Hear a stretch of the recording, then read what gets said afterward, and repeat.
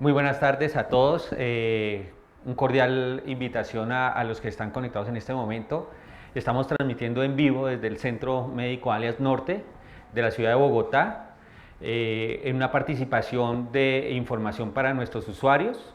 Es importante tener presente que esta información es vital, digamos que cada vez con la información tan globalizada existen muchas cosas que pueden ser verdades a medias, y algunas cosas pueden ser mitos, inclusive falsedad. La idea y el objetivo de esta presentación y de tenerlos a ustedes cordialmente invitados es para que esto sea interactivo y de alguna manera podamos dilucidar todas las preguntas que se puedan presentar durante la charla. Mi nombre es Fernando Hernández, yo soy gerente médico del Centro Médico Alias Norte, ubicado en la ciudad de Bogotá. La idea de hoy es participar de este foro, de esta presentación, poderles brindar la mayor cantidad de información posible. Y parto con una pregunta que es bien importante para todos los que nos están viendo en este momento. ¿Cuándo fue la última vez que se lavaron las manos?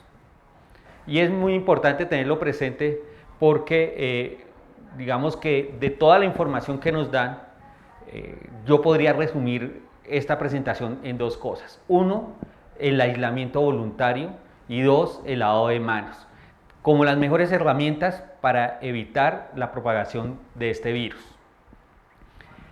Teniendo esta premisa, que doy abierto para que todos tengan una pequeña reflexión sobre lo que estamos haciendo en el día a día, y más ahora con la confinación voluntaria que estamos realizando todas las personas en las diferentes ciudades, es que no debemos olvidar, importante, que el lavado de manos debe hacerse cada 3 horas.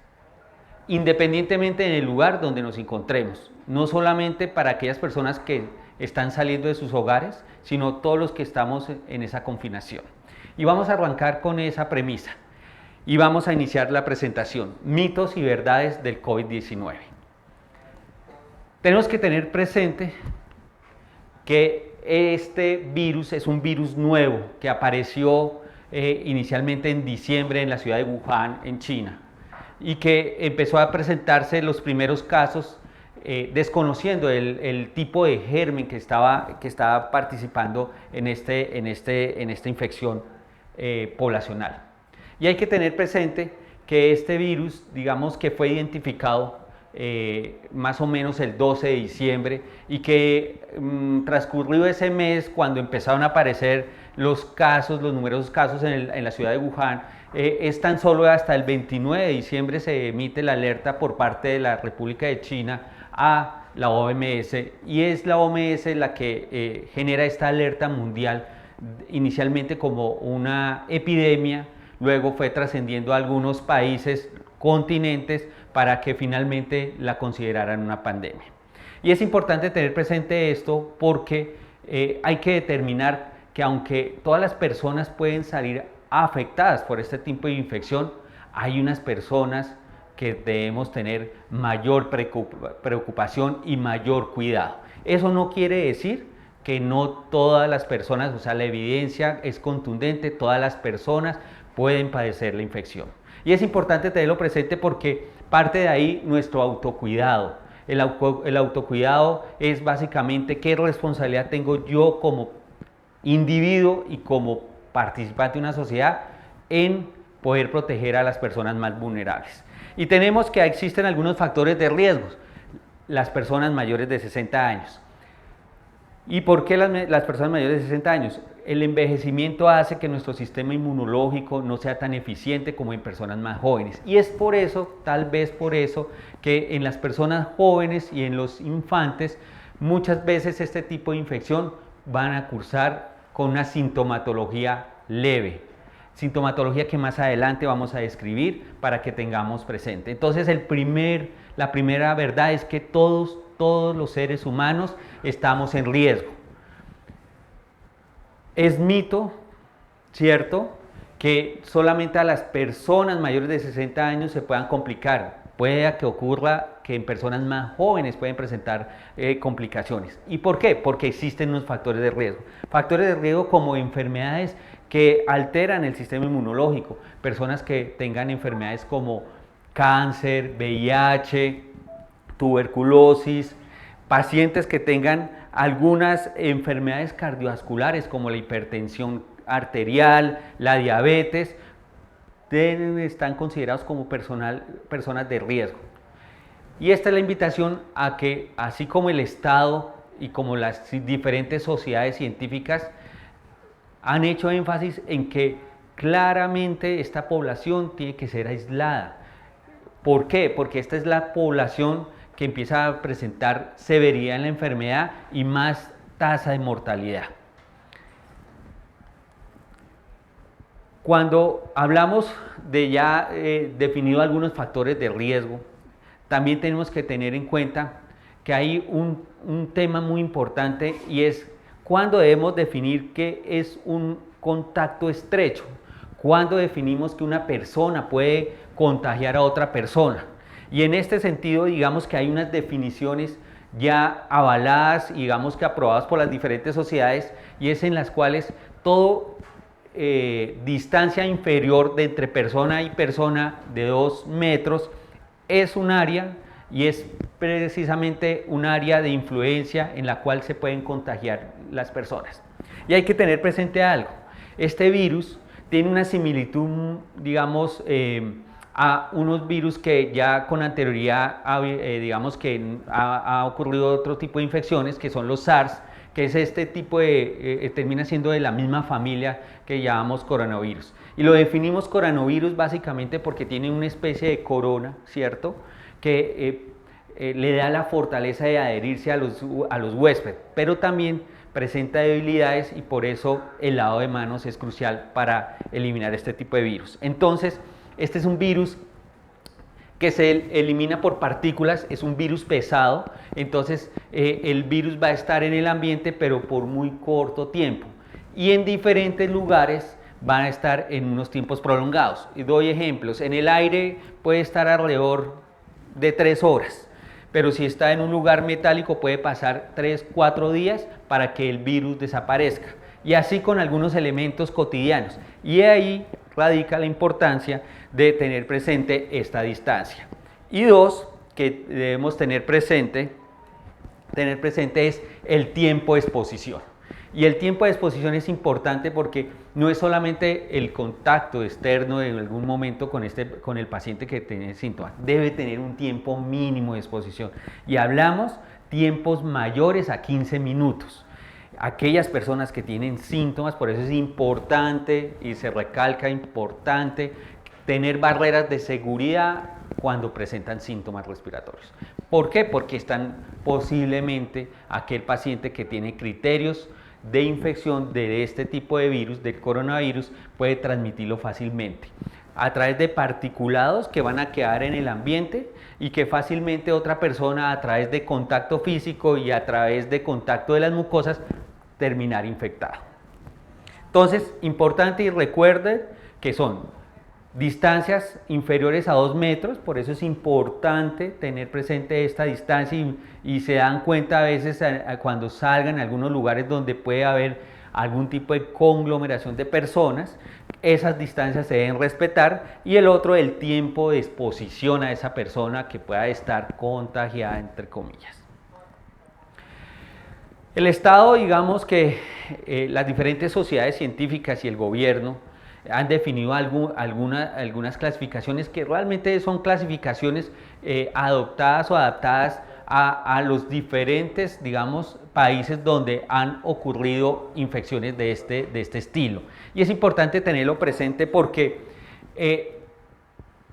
tenerlo claro los criterios, porque no toda persona que tenga sintomatología respiratoria es portadora del coronavirus. Es importante tenerlo presente. Porque desafortunadamente y para Colombia, en este periodo de tiempo, con la llegada de las lluvias, a otro tipo de virus estacionales que pueden cursar con sintomatología respiratoria. Pero sí y solo sí, y recalco, es que toda persona que tenga sintomatología respiratoria, el uso obligatorio del tapabocas, porque es una de las medidas, ¿verdad?, que evitan que se contagie a otras personas. Entonces, la definición que tenemos nosotros para Colombia es que tenemos diferentes categorías del riesgo de exposición, y esas categorías también lo definen para ver qué tipo de acciones se deben hacer. Entonces, importante, definir el primer caso, ¿cierto? El primer caso es paciente que hay una sintomatología, digamos, primaria, primordial, patoneumónica, que es tos y fiebre. Tos, por lo general, una tos seca, a veces tos húmeda con desgarro de expectoración, pero presencia de tos. Fiebre, digamos, de temperatura superior a 38 grados centígrados, ¿cierto? Tomado por termómetro, y que son fiebres por lo general prolongados en el tiempo. Y es importante tener presente ahí esas dos cosas, la tos y la fiebre. ¿Por qué definimos 14 días? Porque parece ser, de acuerdo a la evidencia de este tipo de virus, tiene un periodo, ¿cierto?, de incubación de entre 5 y 7 días y un periodo de recuperación de los síntomas más o menos de otros 7 días. Entonces, por eso hay que tener presente ese periodo de tiempo. Entonces, importante, tos y fiebre, pero es importante y relacionado con este tipo de casos, que es el caso número 1, es la dificultad respiratoria. Y definía la dificultad respiratoria como la sensación de respirar adecuadamente, que le cuesta al paciente, que uno nota que el paciente tiene que aumentar las veces de respirar, el número de veces de respirar, y que eso compromete su estado general. A eso le definimos una infección respiratoria aguda grave. Pero además es que su evolución es una evolución muy rápida en el deterioro, ¿cierto? Y cuando hablamos del tiempo rápido es que puede pasar de horas a días la complicación. Este tipo de pacientes sí o sí ameritan una valoración médica inmediata. ¿Por qué? Porque este tipo de pacientes es el primer caso en el cual está indicado hacer una tipificación del virus a través del examen directo, a través de un hisopado nasal, que es introducir un elemento a través del orificio nasal, o a través de lavados bronquiales, a través de secreción orotraqueal, orobronquial, que ya son medidas, digamos, hospitalarias en las cuales se toma la muestra. Actualmente la prueba válida para determinar los primeros casos es a través de un hisopado nasal, y ahí se toma la primera muestra. Entonces, importante definir el primer caso. El caso número 2 es el mismo paciente, ¿cierto?, que tiene sintomatología clara de síntomas respiratorios, dados por tos, dados por fiebre, ¿cierto? Fiebre de las mismas características, 38 grados o más, fiebre prolongada en el tiempo, pero que no tengan síntomas de dificultad respiratoria, que no haya el ahogo, que no haya la dificultad del paciente, pero que cumple con otros criterios. Que el paciente haya hecho tránsito, ¿cierto? Tránsito por alguno de los países a los cuales se ha hecho diagnóstico, que en este momento son alrededor de 165, 166 pacientes en el mundo. Importante tener presente que la ocupación en la cual este paciente presenta estos síntomas, si es un trabajador de la salud. Importante el contacto estrecho. Y hablamos del contacto estrecho, por eso lo definíamos con anterioridad, aquellos pacientes que han tenido contacto con personas a los cuales se le ha hecho el diagnóstico de COVID-19.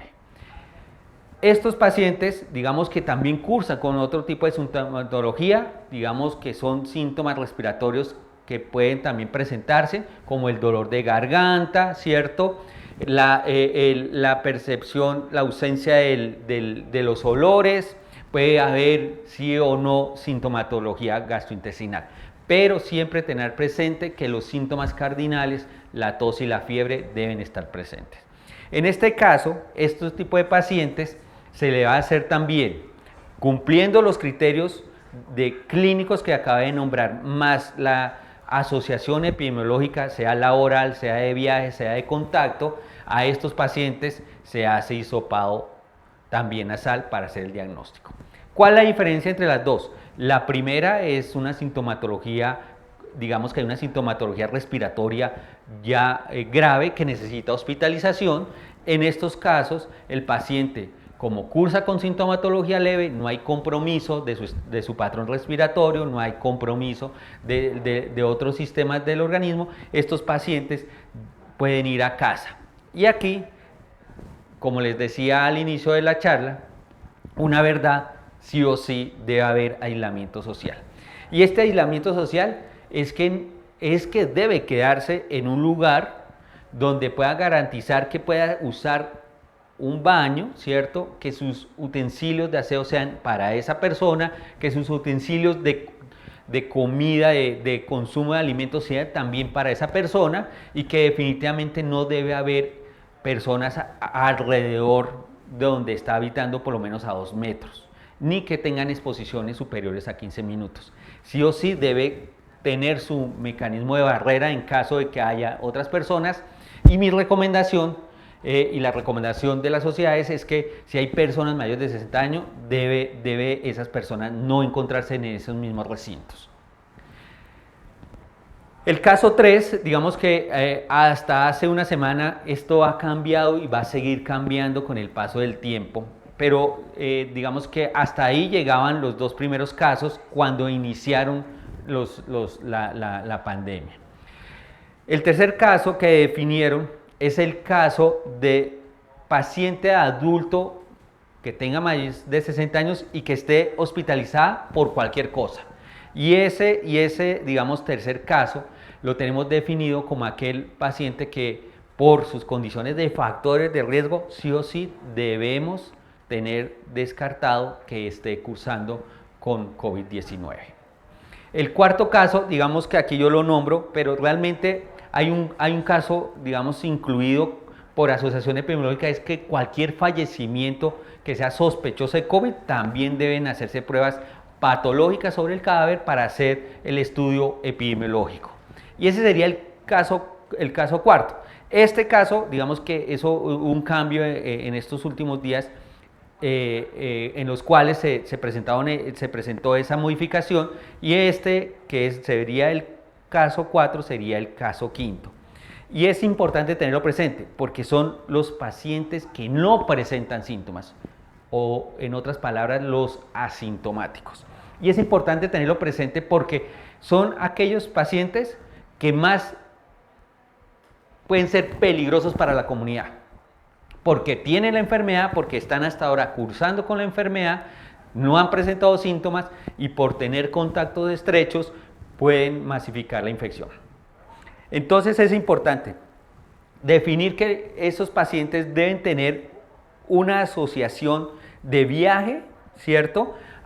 O hayan circulado en países donde se ha hecho diagnósticos de la infección del COVID-19. Antecedentes de contacto estrecho digamos, con una inferioridad a 14 días, ¿cierto? En pacientes que hayan sido confirmados, ¿cierto? O que viven en el mismo lugar, o que laboralmente hayan atendido pacientes o hayan tenido contactos estrechos ya, digamos, diagnosticados, pero en ausencia de síntomas. Así es simple. Estos pacientes, la recomendación es hacer un aislamiento preventivo. Y doy el ejemplo de los pacientes o de las personas que vienen del exterior, que ya estaban llegando masivamente y venían asintomáticos. La recomendación por eso era el aislamiento voluntario de los 14 días. Es por eso, porque claramente en ausencia de síntomas no podemos descartar la enfermedad.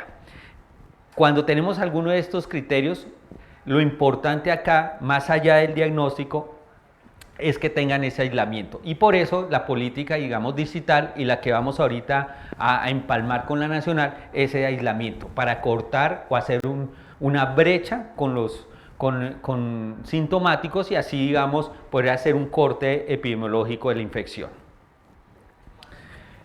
¿Qué es importante que debemos tener presente? La mayoría de los pacientes de este tipo, y es, digamos, una recomendación que ya es prácticamente una política de salud pública en este momento, es sí o sí buscar el aislamiento. Y es importante, ¿por qué? Porque ya ha habido, digamos, que algunos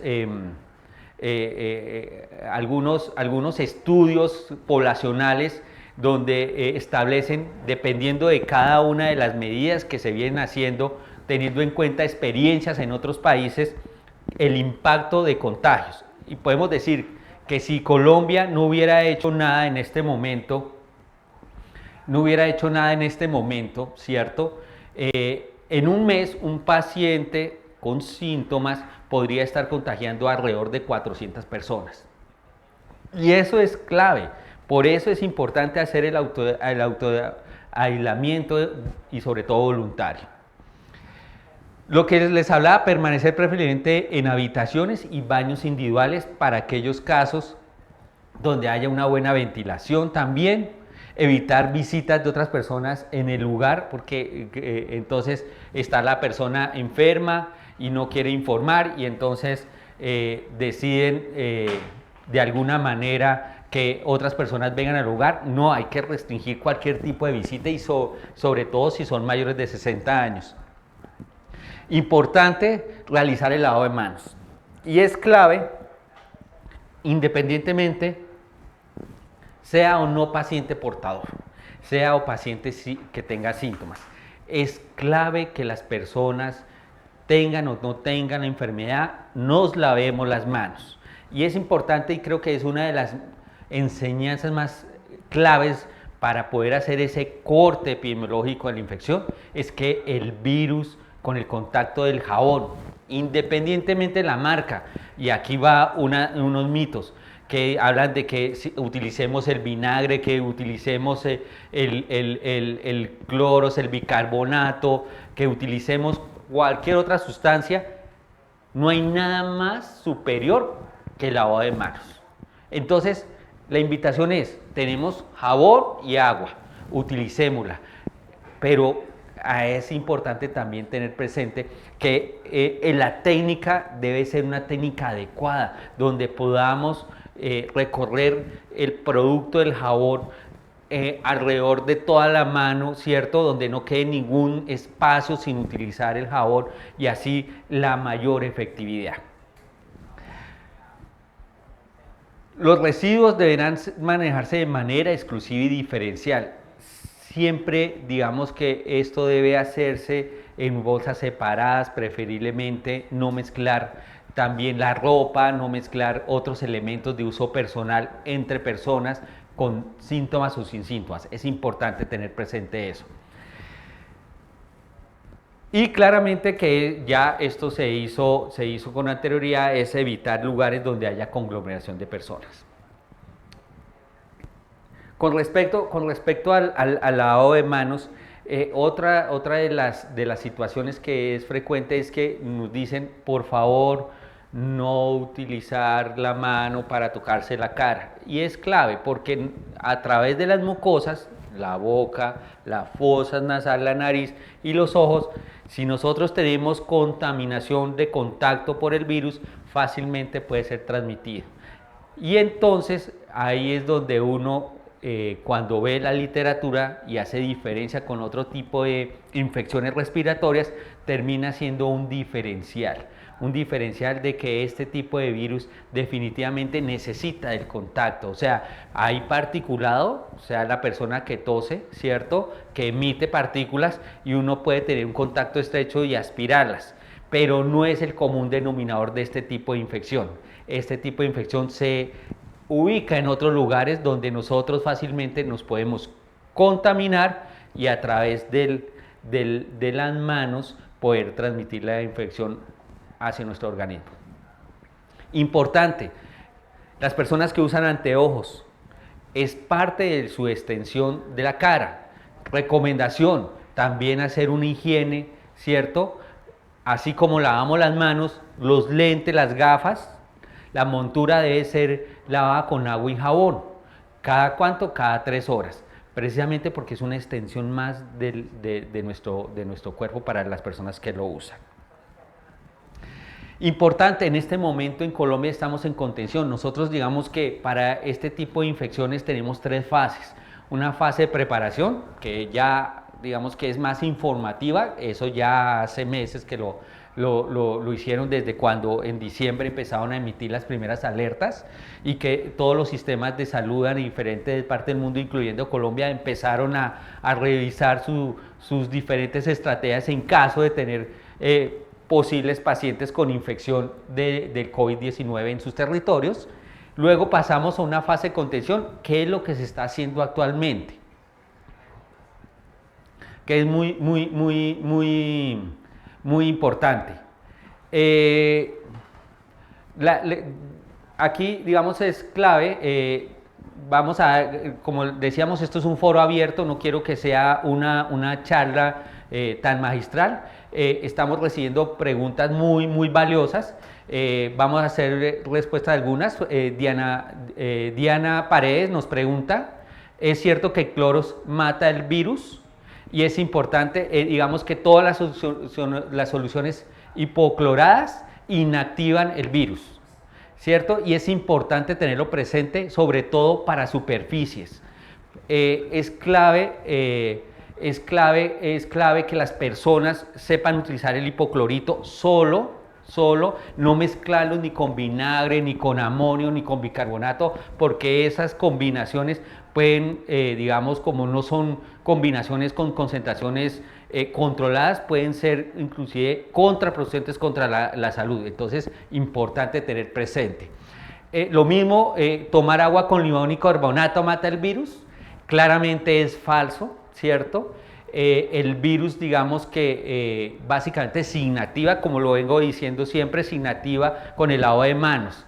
Entonces, digamos que cosas como irse a tierra caliente mata el virus, es falso. No, el virus, digamos que tiene un comportamiento tanto en tierra caliente como en tierra fría de las mismas características. Eso es falso. Que consumir agua tibia con limón y otras sustancias mata el virus, también eso es un mito, no es una realidad. Realmente lo que tiene la mejor contundencia es evitar llevar la mano, entre comillas, sucia a las manos.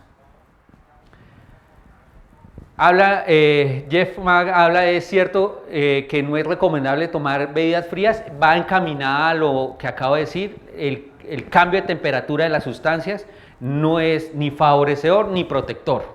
Entonces, insisto, lavado de manos. Todo lo que nosotros utilicemos es importante. Algunas personas hablan, por ejemplo, de usar los guantes, los famosos guantes. Ahora se volvieron famosos los guantes de látex y todos piden guantes de látex. Sabemos hoy que esos guantes de látex pueden permitir el paso del virus a través de uno de los poros. Entonces es clave y es importante que tengamos presente que esos guantes lo que hace, y lo que yo he notado, es que muchas personas dejan de lavarse las manos pensando que los guantes lo están protegiendo. Y aún peor, utilizan guantes de otro tipo de materiales. Lo mismo ocurre con el tapabocas.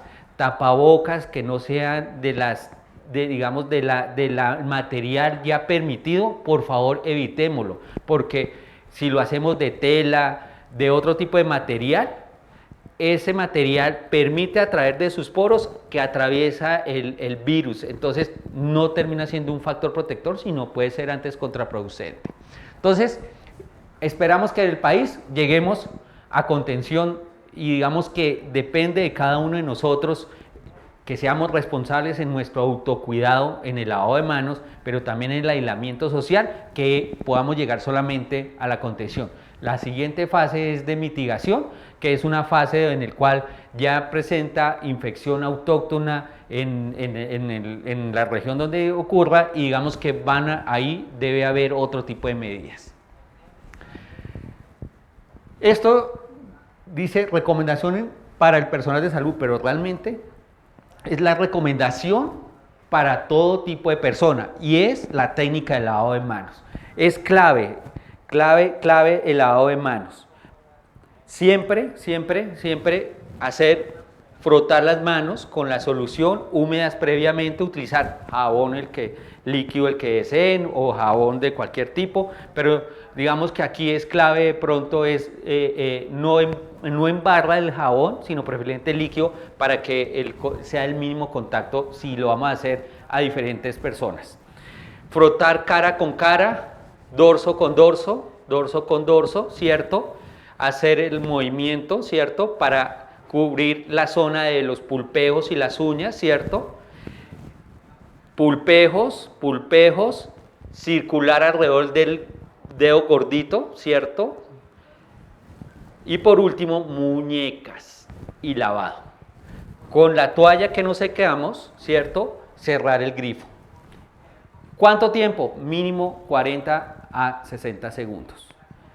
Entre más espuma podamos hacer, entre mayor frotación y buena cantidad de jabón, más inactivamos el virus. Entonces es importante que ese lavado de manos lo hagamos y recomendación, el tiempo de cada 3 horas es precisamente porque el virus en el ambiente puede estar alrededor de ese tiempo, digamos, en el ambiente.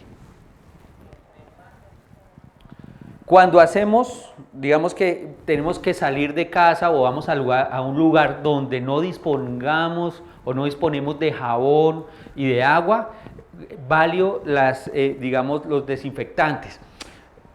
El gel antibacterial. Todo el mundo busca geles antibacteriales. Este es un virus.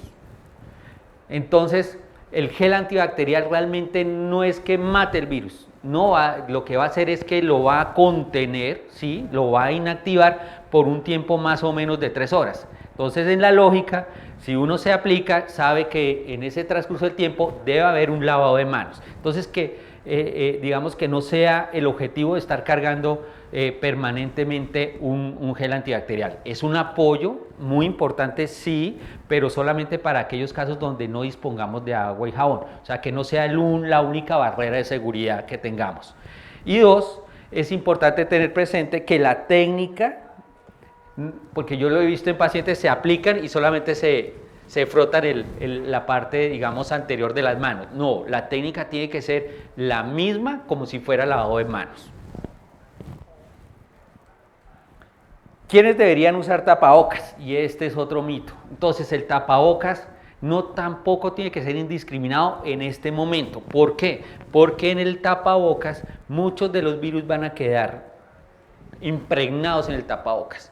Y si nosotros somos personas sanas, no deberíamos usarlo.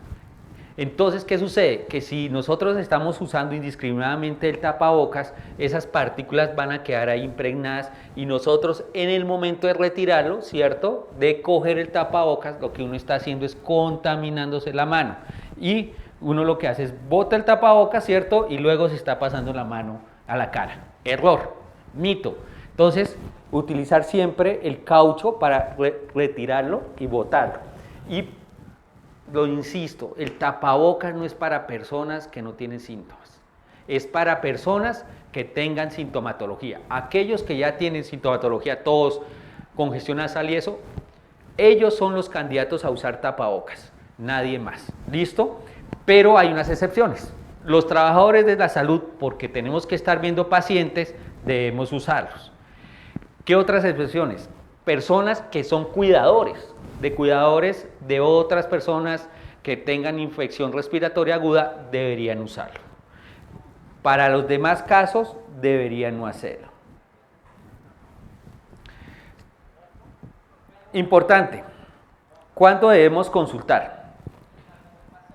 La consulta, digamos que es importante en este momento, digamos que de aumento de casos, ¿cierto?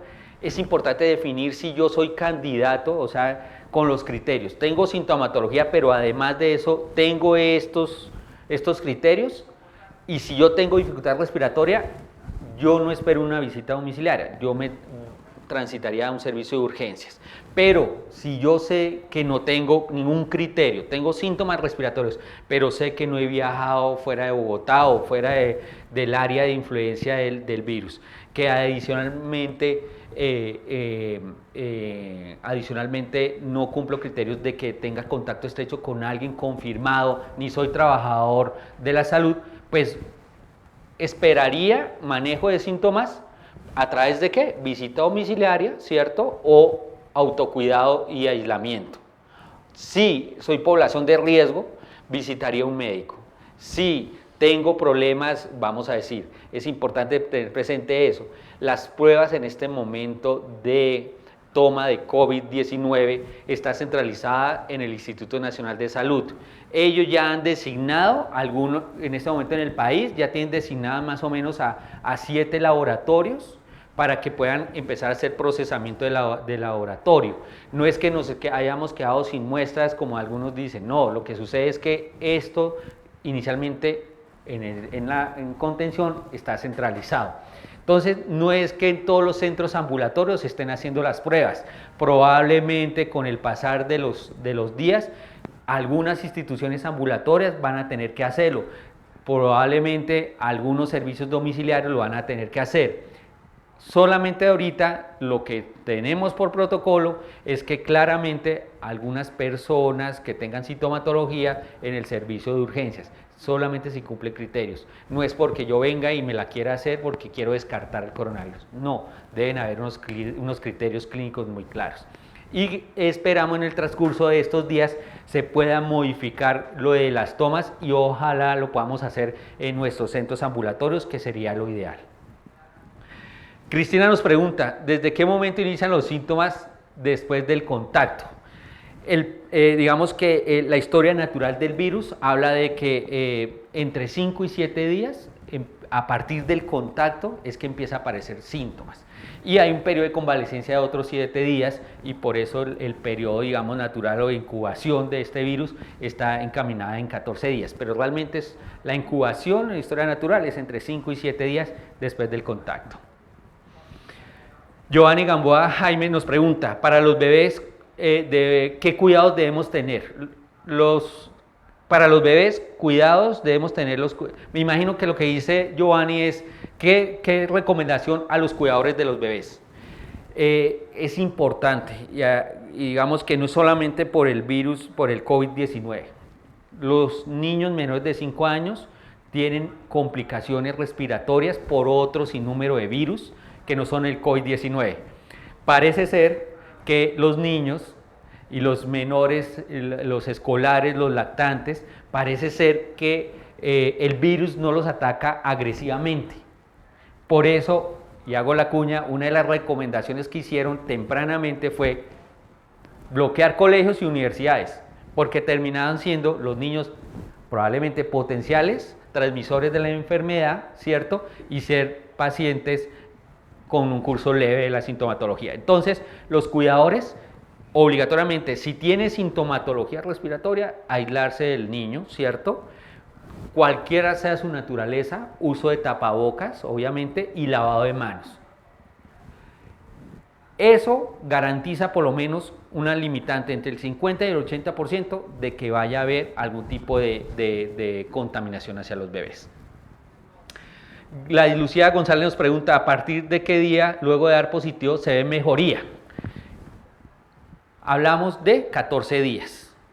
Hoy sabemos que después de los 14 días, el paciente que cursa con sintomatología leve y moderada, si se hace un nuevo, digamos, test de coronavirus, después de 14 días empiezan a aparecer negativos. Pero las recomendaciones es que tengamos otros 14 días después de pasado la infección, porque potencialmente pueden transmitir infección a pesar de que estén con pruebas negativas. Solamente eso es una recomendación de expertos y digamos que esto se aprende día a día. Esto, digamos que para el mundo es una novedad. Entonces, las recomendaciones pueden cambiar y variar en el tiempo, pero por ahora digo yo, son 14 días, como dice la evidencia actualmente, y se están prolongando unos 14 días más pensando. quiero aclarar que parece ser lógico que la persona que adquiere el COVID hace inmunidad natural. ¿Eso qué quiere decir? Que genera anticuerpos contra el virus. Eso no quiere decir que se pueda reinfectar. Entonces eso también nos tiende a que aquellas personas que tuvieron la infección mantengan también medidas higiénicas y todo, porque puede reinfectarse. Jefferson nos dice: hola, ¿hay alguna vacuna para contrarrestar el virus? En este momento, digamos que hay 3 países en los cuales están haciendo algún tipo de desarrollo de vacunas: China, Estados Unidos y Alemania. En este momento, la mayoría de las vacunas ya están en fase, digamos, en seres humanos, probando efectividad. Una vacuna, digamos que en términos generales, es efectiva cuando tiene un porcentaje mayor del 95% digamos, de efectividad, perdón la redundancia, ¿cierto? Eso, digamos, que puede pasar. Yo no creo que ahorita tan cercano vamos a tener vacuna. Yo creo que va a pasar alrededor de 9 meses a 1 año a tener vacuna ya, digamos, aprobada, y ahí digamos que ese es el primer, digamos, logro, que la tengamos. Y puede pasar 1 año mientras hacen la manufactura para poderla globalizar. Entonces aquí no estamos hablando de una vacuna. Si la descubre, por ejemplo, los chinos, yo creo que ellos van a empezar a vacunar a su población, y son más o menos 1.200 millones de habitantes. Entonces, imagínense en qué momento nos va a llegar a nosotros ese tipo de vacuna. Entonces, la esperanza sí es la vacuna, claramente es la vacuna, pero por ahora, insisto, lavado de manos. Es la herramienta que tenemos actualmente, y es efectiva. Mata el 100% del virus. Entonces, digamos que estamos a la espera de la vacuna, pero todavía yo creo que en menos de 1 año no vamos a tenerla. Cuando hablamos, Clara Santander nos pregunta si debemos mantener las ventanas abiertas o cerradas. Y digamos que la mejor, digamos que aparte del COVID, tenemos que tener conciencia de que existen otro tipo de virus. Entonces, la recirculación del aire, o sea, tener un lugar cerrado y donde no haya circulación de aire, la probabilidad de que haya más patógenos es mayor a un lugar donde podamos tener ventilación. Entonces, mi recomendación es sí, podemos abrir las ventanas sin ningún problema, porque el virus, como les decía durante la charla, es un virus pesado. Entonces, el virus es más fácil que nos contaminemos a través de teclados de computador, a través de los celulares, ¿cierto? No se nos olvide, es una extensión nuestra. Entonces, hacer la desinfección de los celulares, ¿cierto? De otros elementos de la casa, ¿cierto? Muy importante, la ropa, cuando sale uno de la calle, lo primero que uno debe hacer es retirársela, ubicarla en un lugar, hacer su desinfección, puede ser con agua y jabón. El calzado también tiene que tener, sobre todo la gente que sale a la calle. Entonces, la ventilación es una herramienta no solamente para el COVID, sino para cualquier tipo de infección viral. Entonces, la recomendaría.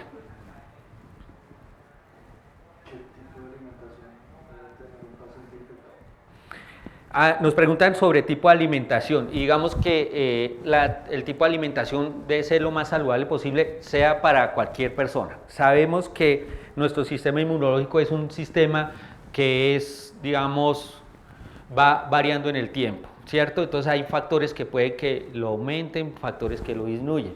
Por ejemplo, hacer actividad física, eso incrementa nuestro sistema inmunológico a través de todo un sinnúmero de efectos bioquímicos que ocurren en nuestro organismo a través de la actividad física.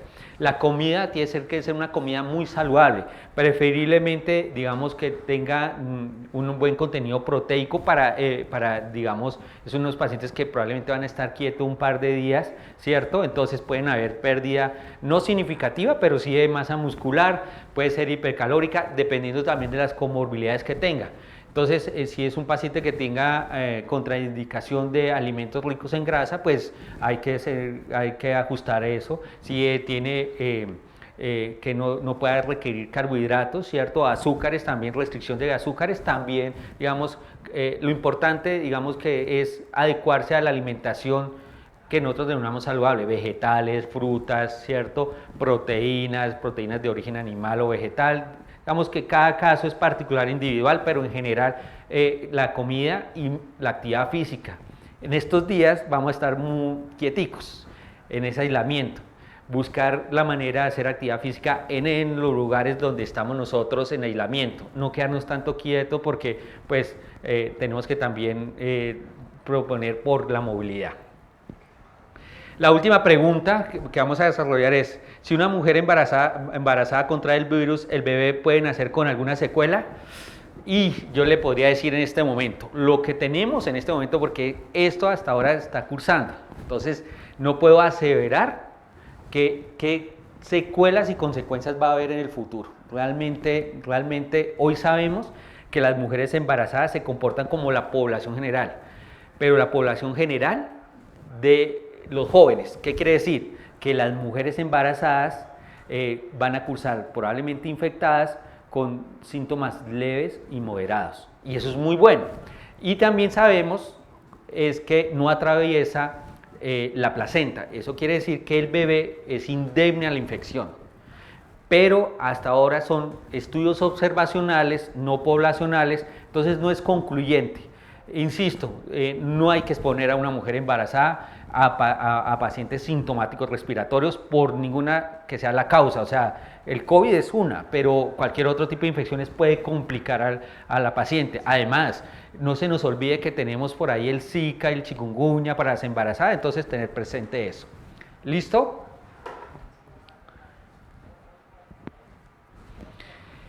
Bueno, hay una pregunta bien interesante sobre la patogenia de la infección y nos preguntan cómo funciona el virus en el cuerpo y por qué un antiviral o un antigripal no funciona.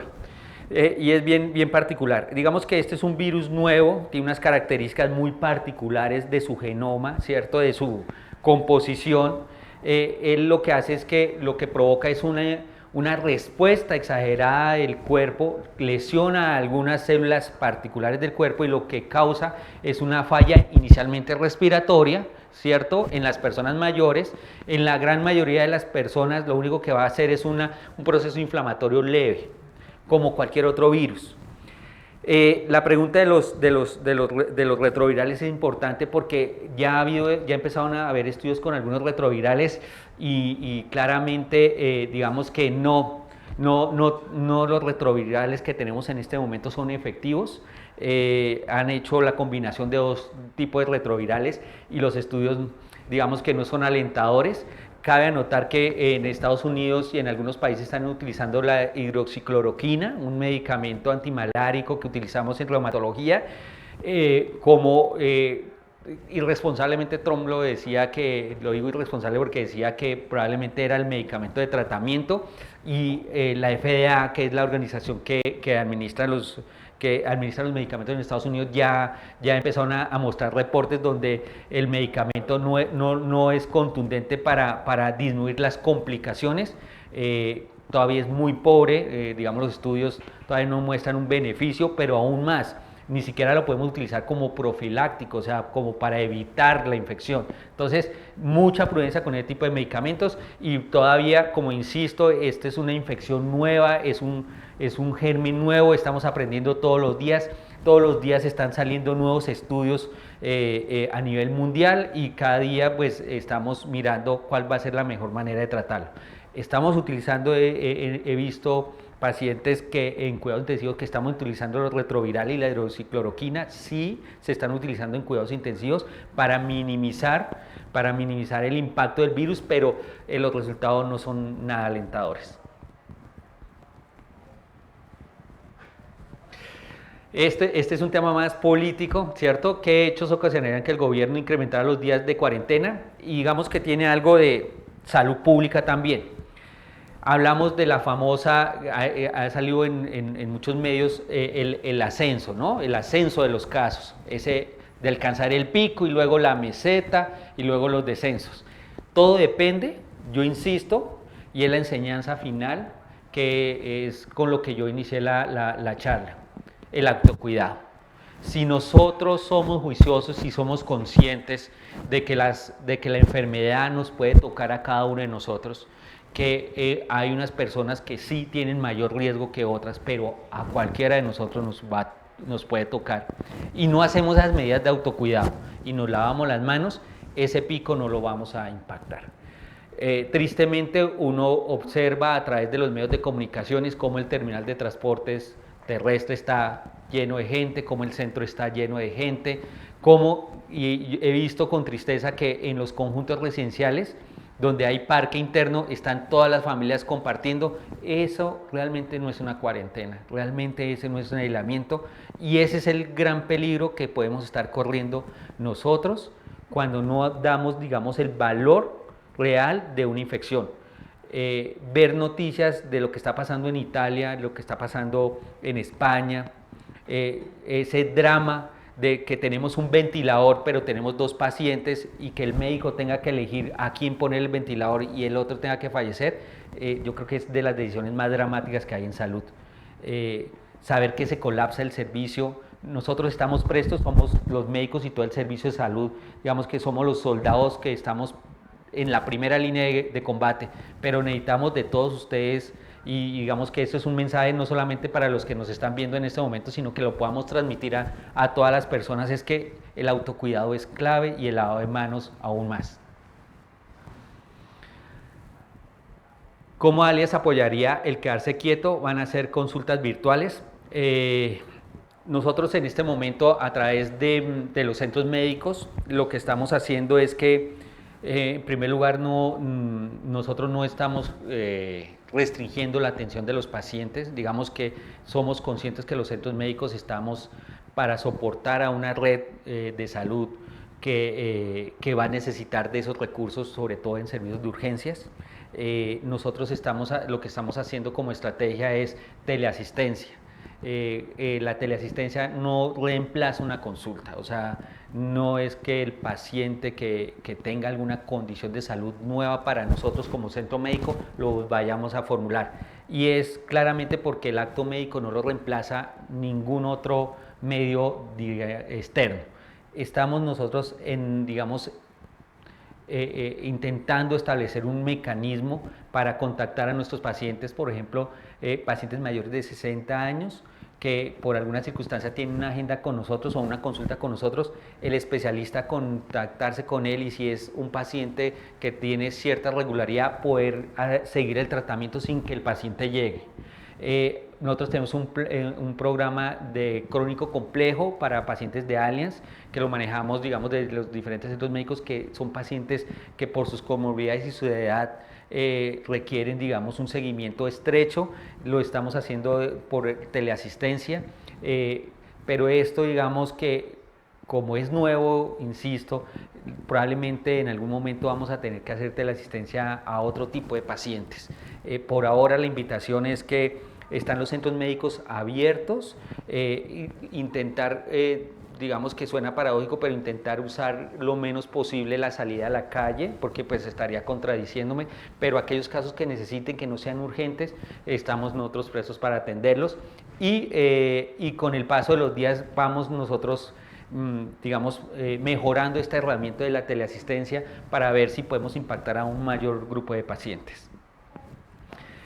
Les damos las gracias de parte de Alias, de los centros médicos, y habernos puesto atención. Espero que esta información haya aclarado alguna de las dudas. Insisto, tengan mucho cuidado con las redes sociales, hay todo tipo de información. Yo creo que la información tenemos que validarla muy bien. Insistir en el lavado de manos, en el autocuidado, en el aislamiento responsable social. Yo creo que esas medidas son medidas económicas muy fuertes, va a haber una implicación económica, pero en este momento prima más, yo creo que el derecho colectivo que el individual, y cualquier cosa, pues nosotros estamos prestos para atenderlo. Muy buena tarde y muchas gracias.